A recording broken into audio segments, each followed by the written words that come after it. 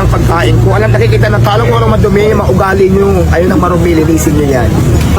Nakikita ng tao paano namin prepare yung pagkain namin.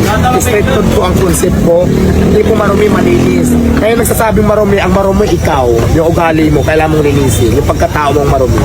Yun lang. Visit, di ba? Basher yan eh.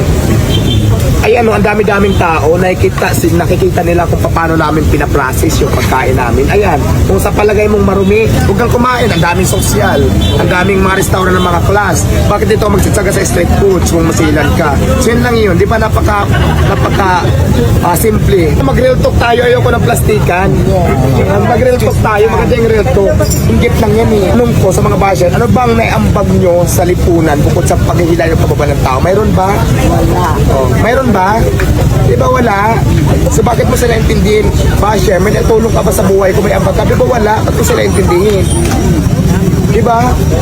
Yung mga negative comment na may pala ka ba doon pag pinatulong mo, di ba wala? So yun lang yun eh. Yung mga basher na yan, ayun yung mawala ng pag-asa sa mundo na hindi masaya sa mga buhay nila. So yun ang masasabi ko na lang ng basher. Never ako humingi ng tulong sa kanila kasi hindi ko sa kilala. At sa kahit katiting na tulong, wala akong napala sa kanila. So bakit ko sila intindihin? Nagkaroon ba sila ng ambag sa buhay? Di ba wala? Yun lang naman yan eh. Bakit mo intindihin yung mga basher?